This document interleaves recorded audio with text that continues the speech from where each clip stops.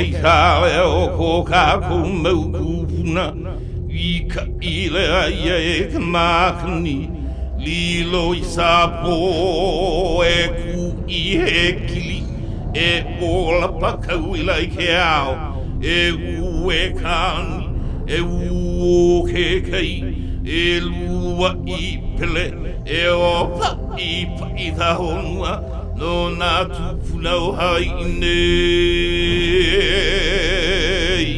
A mamaua noa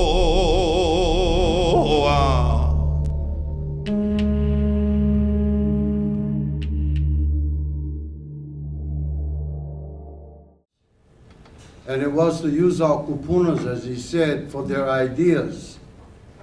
And then during that time, it was a lot of song and singing and real kupuna kind environment, and everybody's happy and, you know, it's nice. And there were a lot of kupunas who knew each other, so it was a real gathering of kupunas. But the focus of what they was using these kupunas for, and that was to create this aumoku. There was another buffer for DLNR, that you cannot go to DLNR, you go to the aumoku first. You cannot go straight to court or straight, as an activist used to do, you gotta go to OHA first. So it's all these little baby things they made, the state, that was buffering your direct situation or your problem. So I saw that in aumoku because we tested it. Bill Isla was on DLNR at that time. So he's the head guy for aumoku. We created a letter to him saying that the fishing bans that they were doing around the islands, they were cutting off all access and all fishing around the islands. Lahaina had the first ones on all that Pali side that you cannot go catch fish. Nobody. So when we wrote a letter to Isla and with Westpac as a aumoku or a big island to exempt Hawaiians from fishing rules and regulations. Let us catch our fish and make opi for Tutu's funeral, for a wedding, for a baby party. So leave us out of your whole idea of protection because we're not the problem of depletion. So no use me as part of the problem by restricting our use. And that's when I found out it was all nothing. Aumoku was nothing. They never carried the weight, they never carried the push, they never supported our action. In fact, there was the buffer before you get to DLNR. So Isla failed as DLNR man. Aumoku failed as not standing up to what they're supposed to do. And the thoughts that we had at the beginning that there was a buffer was true. So aumoku no more clout, and never had any clout, and will not have any. Your direct action gotta be with your lawyer, going direct to your action, and no use aumoku as on buffer. It's a deterrent. Okay, now I can talk about Evie. So it had the tsunami that came to Big Island. They had the houses inside Palikapu Bay because the water came up and washed everything down. Then it went into King Kamehameha Hotel, right in Kailua. All the sand went inside the hotel, and all the sand went off with the canoes, off that little sand beach they get right there. So, a couple of days later, one uncle who works there, groundskeeper, saw the Evies all in the sand, right by the canoes. So, brother Jimmy Madaris gave me a call about the situation. We went down, and we started picking up all the Evie on the shore, on the sand. Start picking them up, put them in our basket. And then next day we go back, because every day with the tide, there was Evie all over, and it was buried in the sand. Then about the third week, we started to say, what we're going to do with this Evie? We got to put it someplace. So it's getting big, the basket. Then we had a whole body. Brother must have been 7 feet something. And you could see the whole top of them in the sand. And we're figuring how we're going to pick them up, because the minute you touch them, it just kind of fall apart already. So it's kind of like stuck on what we're going to do. But we slowly took them out by pieces. And we had to put the EV someplace. So what we did was, we went right into the heiau, inside the hale. That's a registered heiau at King Kamehameha Hotel. Everybody know that hale. Ahuena is the name of that place. So we took the pu'ako out from the middle, and we put all the EV inside. And then we put back the pu'ako and the ili like you don't know what get. That's how we made them smooth. So we put the EV in there without being told. We pick up the EV without being told by nobody. We just do them as concerned Hawaiians. They called us security because we was in the heiau at night. Security come down and they was all over the heiau with their guns, you know, trying to chase us out. So the first thing we said, brother, we in ceremony, beat it. Beat it, Bob. Okay? We in ceremony, just get out. So they kind of walked back a little bit, they caught themselves. Because they're on problem now.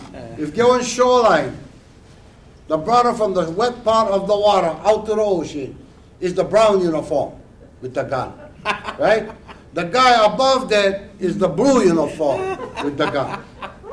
So they got all tangled up in the bit. The blue was inside of the water part, right?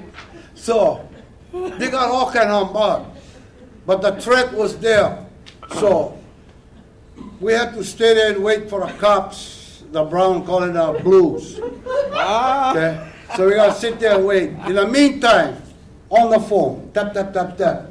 Hey, Billy Kanoe was mayor, right? Hey, Billy.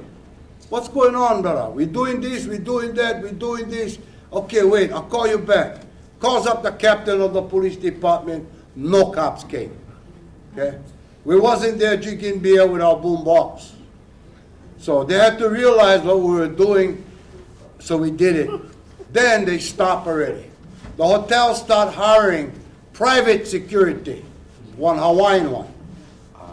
So now we go down there, not dealing with the hotel cops, we're dealing with the private security. Because still had more EV was picking up. Hey, so much was in that sand. But now, like I say, we not ask nobody, we just do them. So the brother's saying, you guys gotta stay, I'm gonna call our cops. So we knew the cops not coming anyway. So nothing went to work with the law enforcement. Nobody came bother us. Now here's the next step. DLNR coming to Honokahau and they're having their monthly meeting. So we get on the agenda with Bill Isla and say, we'll get on the agenda when you come corner and we will do a presentation. Oh, Bill don't know what we're talking about. Sure, put us on. Then we sit there and wait, then our turn came up. We came out here, we tell him what we did. He don't know what to do. That's a historical landmark, registered with whatever highest status of that hotel, that heiau. And we would turn that heiau into a burial site. Now you document that, Bill. Now, here's a piece of paper. Here's a piece of paper with the lineal descendants of that EV. So, we get one right, all these people, to come to this heiau and take care of our so-called kuleana. Bill, stop. You don't know what to do already. Because we'll step into a status of the heiau's position and created our own action and did our own thing. And they don't know how to counter that. So that's what we did. We changed that heiau into a burial, burying all the EV that was there in the safest place we could find. And changed the status of what that heiau was to a burial site with a list of lineal descendants. That's what they had to do. That's what we did after the so-called Tarawih. So just an idea of saying that my action's been a lot with just doing them and not filling out paperwork and not listening to nobody. You just do common sense, respect, as one Hawaii. And the thing works. You really don't realize they cannot deal with that. Just think in your mind, how would you argue with that? Give me the best arguments. They gotta go find another Hawaiian who'll tell you that's wrong and get none of that. Because they have no idea. You gotta go prove this, prove that, prove this. I'm saying that just act as an Hawaiian.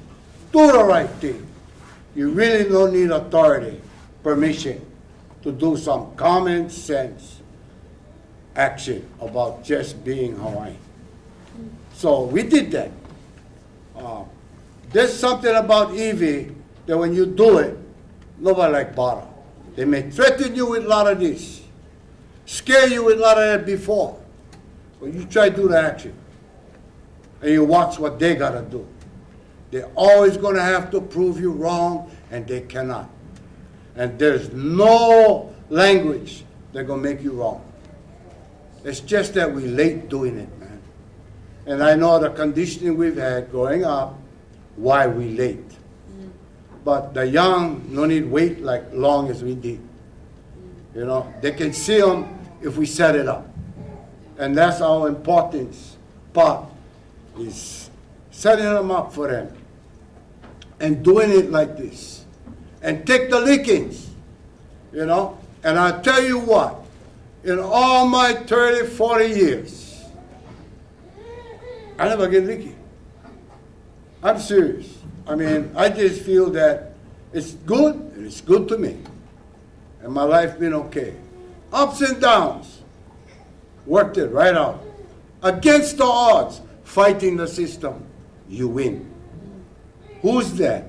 You do your mortal best, and you let the honey take care of the rest. But you better do your mortal best first. No cut short. And they kick in without even asking. So the odds against you is really not there, man. It's all up here. And I think you just got to get over that barrier of being insecure, scared. You just got to get over that. And there's nothing to be scared about. You at home and you with family. Where you think you stay. Foreign country shooting one gun, that's past. That's where it's scared, bro. Just go some other place and go kill somebody because of the war. You scared. But at home, nah. Never be scared. This is what you gotta do. Like I say, you pass it through once. Gusto all the way through. Reach for it, you know, and it works.